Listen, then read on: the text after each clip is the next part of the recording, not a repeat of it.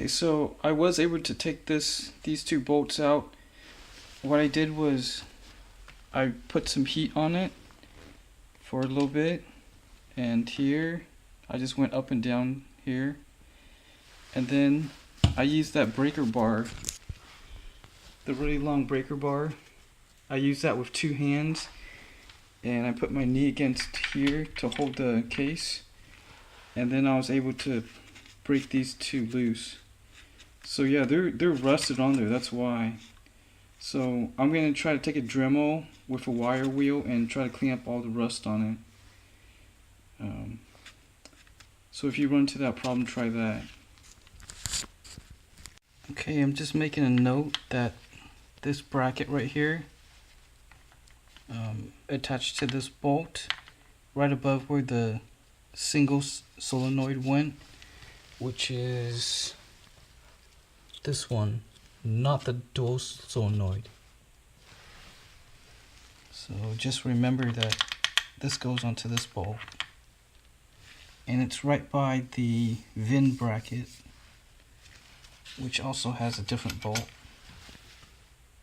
Okay, we're gonna tip this transmission on its side, so it's on the bottom, it's resting on the ground, so that we can knock the case loose.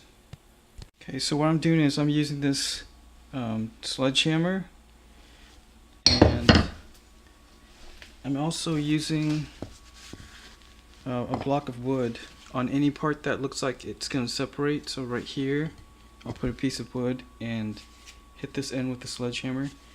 Obviously, you don't want to hit the hammer directly onto this aluminum part because you'll probably break it off. So hit here, and you can see that you should be able to hit on here with a piece of wood, and just pretty much anywhere that looks like is a point to pry or hit on. So here, and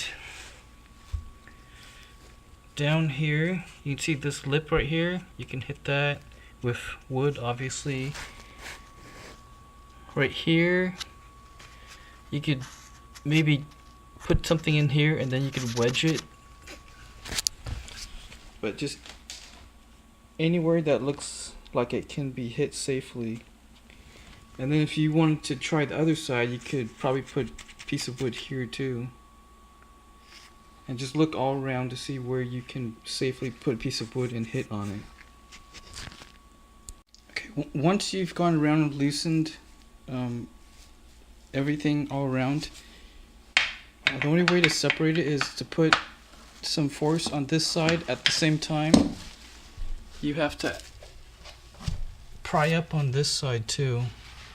So I just put a flathead here because these aren't flat surfaces, so it's safe to pry up here. So I pried up here at the same time that I put my wrench here and pried up. That way I've got equal force on both sides, and that's the only way it will lift up, because if you try to lift up this corner and then the other corner, it just keeps rocking back and forth, and it doesn't separate. So make sure you get equal force on two opposite ends, and then this thing should come off. Okay, once you get past a certain point, just make sure that all these bolts are actually loose, because sometimes they tighten by themselves. So make sure everything's loose, and then you should be able to grab two sides and lift.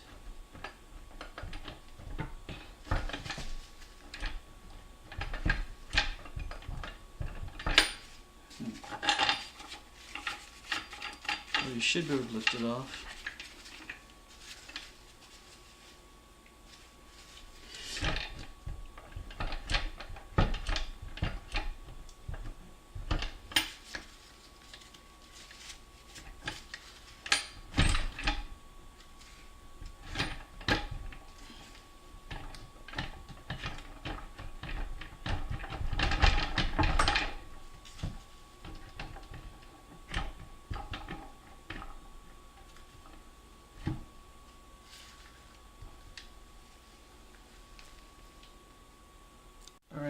it looks like what it's getting caught on is this right here, so you have to be really nimble to get past this. So just kind of just take your time.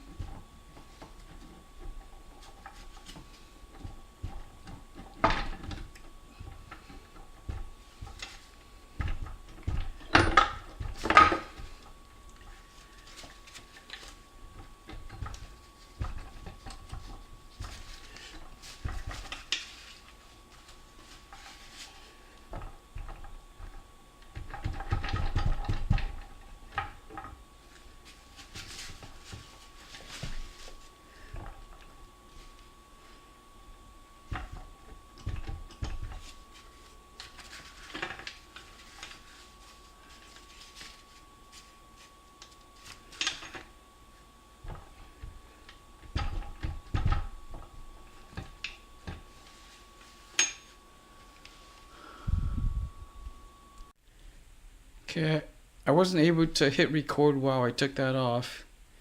It was just basically you gotta work around this because this is what it's getting caught on. So now we've got the main part of the case off. We can start taking this apart and anything else in here. And yeah. Okay, I'm just gonna make this side comment in case I forget to later. This feed pipe right here, it goes right into there.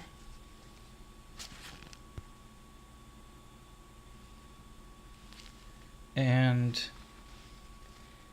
this one, I think you can't pull out until you take off that circlip right there. So push in the circlip, take it out, and then you should take this out. Should be the same thing for this one, and maybe this one. And there's probably some way of getting that out too with a circlip. Behind some of these are rubber O-rings or nitro O-rings. So make sure that you do get these out because you need to replace those O-rings. And what I'm going to do to keep track of these bolts, they're probably the same for most of them, but I'm going to, after I take off these pipes, I'm going to put it on a piece of cardboard, trace it out, and then take each bolt out. Probably maybe make a mark on it, or just puncture it, and then put the bolt in there after I take this off of the outline. So don't forget to replace the O-rings, and that's how these pipes should come off. Okay, this is the inside of the transmission case, and I kept the bolts in, but basically here's one feed pipe, here's another one right here. This is kind of weird. When they machine this, it's really rough, so I might get some pliers or something and try to break off those jagged pieces of metal. This is the magnet right here, and I think you just get a flathead and just pry it off. This is the magnetic drain bolt, the one that you use to drain the transmission. Looks like this is probably, the axle seal is probably on the other side of this. Here's another pipe here, and those are the three transmission bearings, the housing bearings. So here's the magnet, and it looks like it's got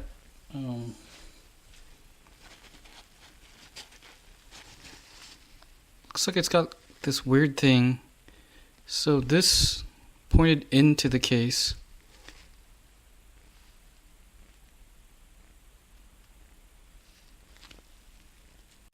Okay, here's the magnet after I cleaned it up, and I'm pretty sure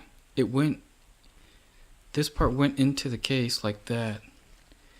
And it looks like to clean this, you just push this aside like this, push it out like that, and then clean it and then put it back in.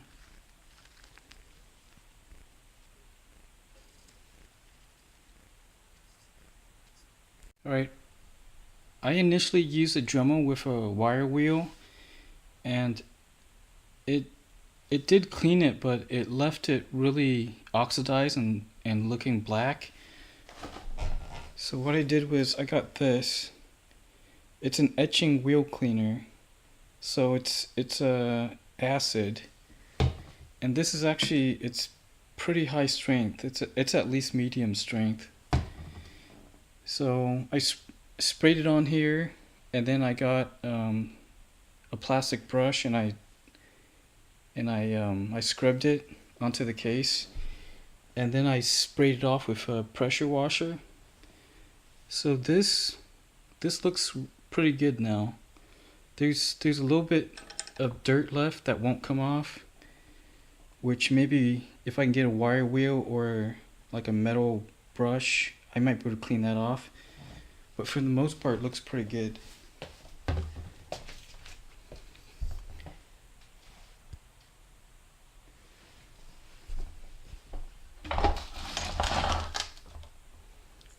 Yeah, you can see right there the black stuff. That's the stuff that's really hard to come off. But for the most part, it looks a lot shinier and a lot cleaner than it did before. Because before it basically looked like this. And that's with a wire wheel. So I think acid is pretty much the only way to clean off the case. Okay, here's a look at the end cover. This I can't get this off for some reason. I don't know if it's permanently stuck on here or not, but these all have circlips, so they basically look like valves. And on the bottom you can see that there's an O-ring, and also if you notice that kind of bar or vertical thing, it locks onto that. So you actually do have to put it on the right way. And I haven't taken this one off yet, so I'm not sure how that comes off. But these all basically have the same locking mechanism, so that goes right into that. And I'm actually having a hard time getting these circlips back on. I think what you have to do is get the O-ring in there right, and then you have to maybe push down really hard while you push that circlip down. Because what I've also noticed is these O-rings, they look like they're oversized, because they don't even really fit onto these parts that well.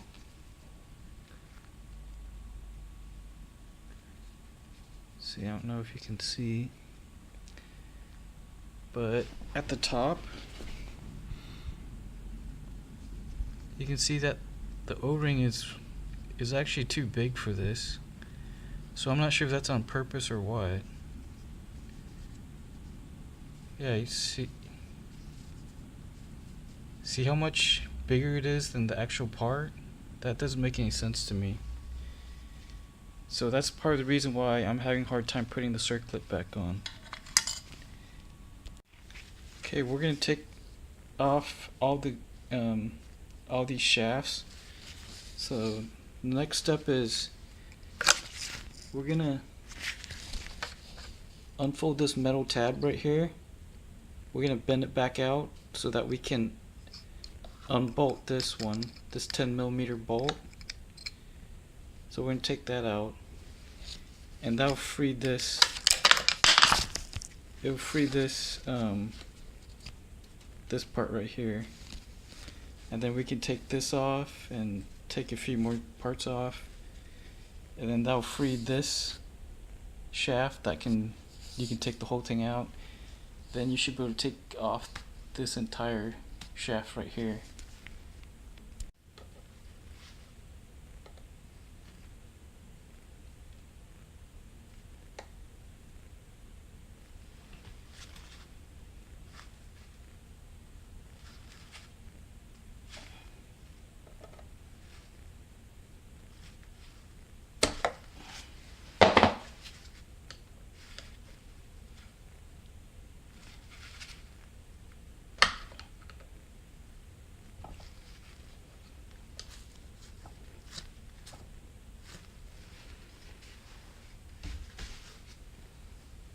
And I'm going to use a sledgehammer with a flat head.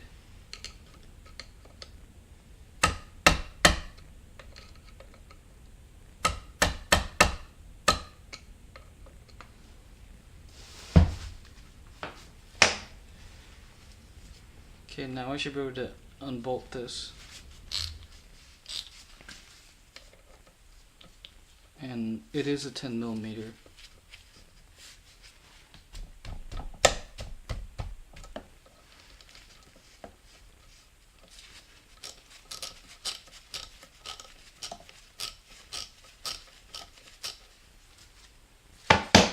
So just note that this thing, that part points up. The thing with a little arc in it, and the tabs are on the side.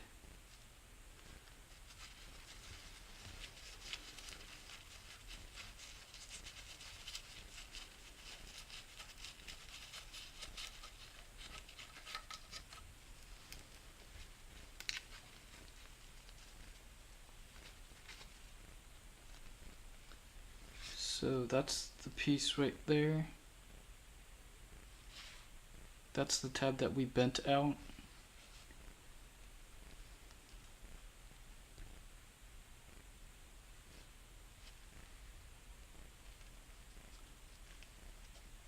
So just like that. Okay, I'm going to take this off next. Now, this is actually 2 gears.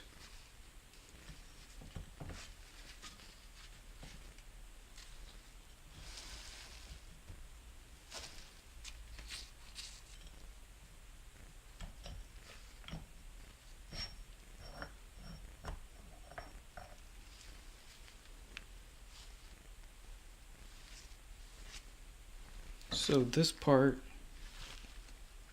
with the shaft points down.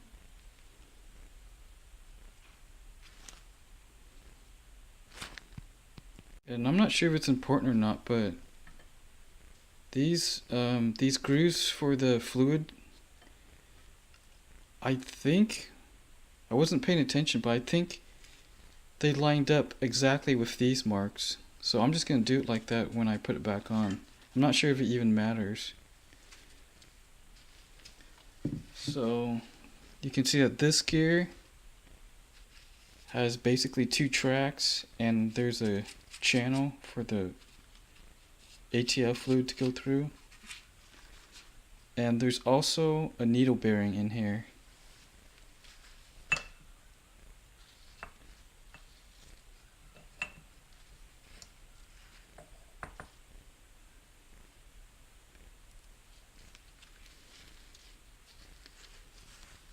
So here's what the bottom of this gear looks like.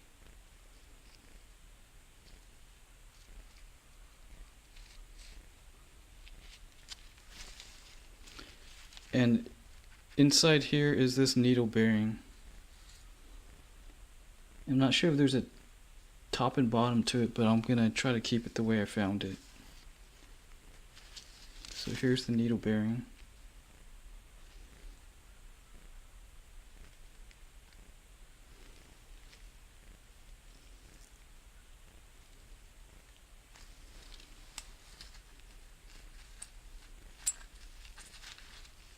So I'm going to keep it just like I found it. And I'm going to put this gear in between it with the plus sign matching each other.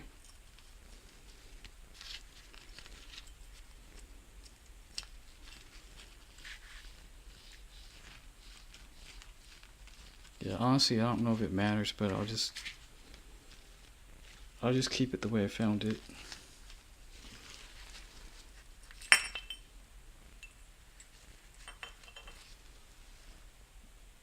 Something that's really interesting is, you see how that plus is the groove? For some reason it doesn't even match up with this. Because you see, that one goes that way, but if you turn it, it's like 45 degrees to the groove at the top. So I'm not sure what it's doing, but that's kind of weird. And here's the bottom with both gears assembled together with the needle bearing.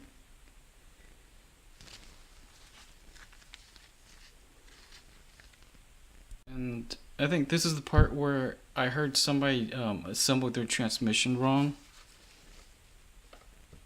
So basically,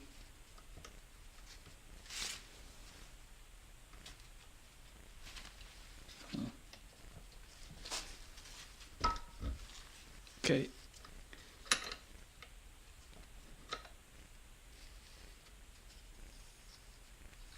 So yeah, if you heard this, if you've heard of this problem, the step goes up, or towards the end cover. So yeah, you can see that it stepped on all along the top edge. There's a groove there, and the bottom doesn't have that groove. And I think this is the selector hub, or whatever it's called.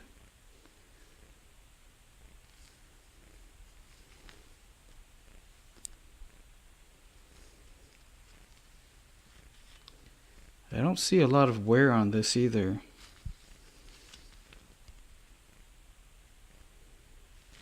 I was gonna replace this if I needed to, but it doesn't look like there's that much wear on it.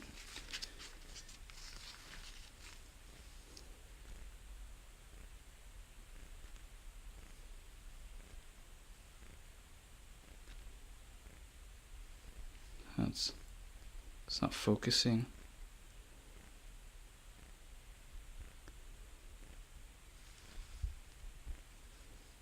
Yeah, if you can see, there's not that much wear on it. And it looks like a pretty hefty part. Alright, the next gear or spline is going to be this one.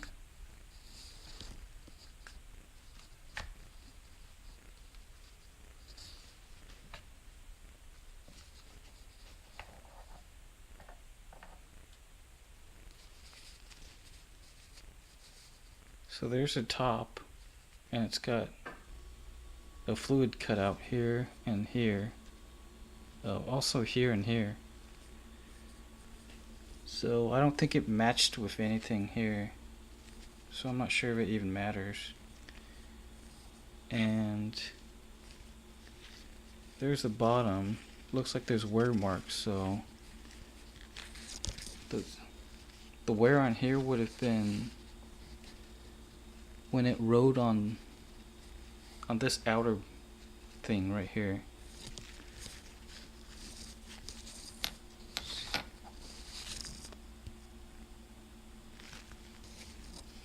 Actually, maybe it's just oil.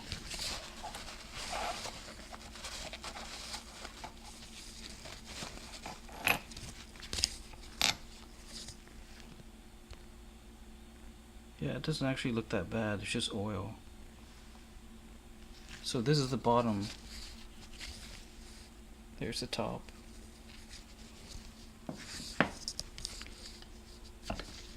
So the next thing looks like this gear, and looks like there's a needle bearing in it. This thing's kind of weird too. I don't know what this is. I think it's basically like a spacer.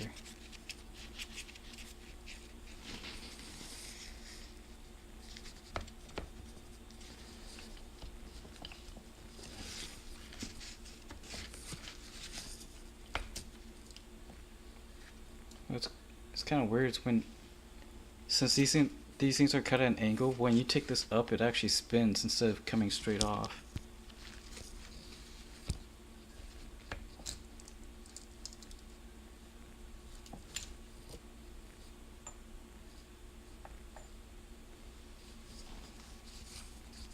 So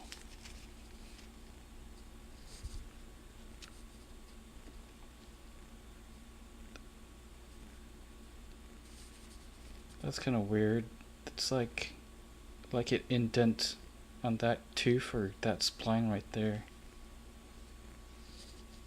Oh, I guess it's like that for all four of them, because it indents there, and all four of them have that. So here's the bottom, and it looks brand new. Or it doesn't look like there's much wear except for the inside. You can see it's really clean. So that would have touched. Oh, okay. So that clean ring in there, it wore out on here, and that's like a mirror finish right on top. Huh.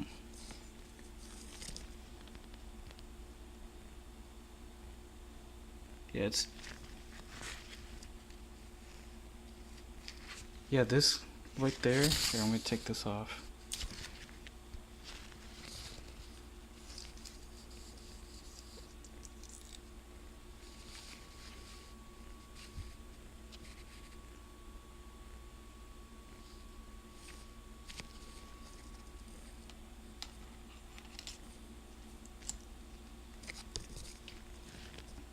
Yeah, so it rode on that part. We'll try to clean it off.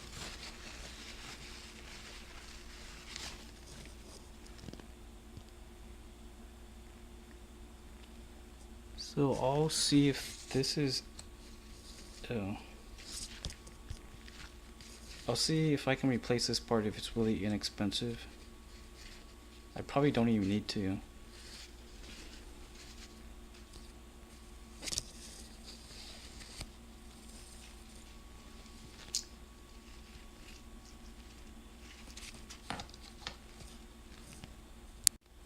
Okay, just so I don't forget, I forgot which shaft this one is, but just remember that there's two O-rings right here, so don't forget to replace those. Okay, so I'm guessing that the one that we've been working on is the third shaft, I think. Because I'm pretty sure this is the main shaft, and so this is the secondary shaft. So I forgot what they call this one, third shaft or something. So now that we took all of that out, nothing's in the way of us taking these two out. So we should be able to take off the main shaft next.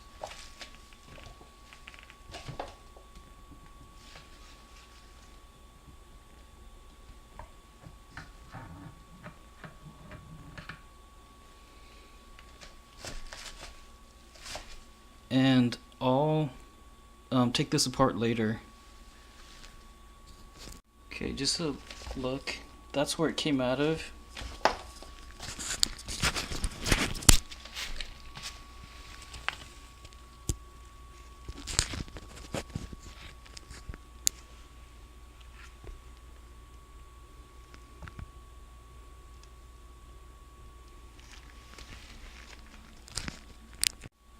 Okay, we should be able to take off this. I think this is a secondary shaft.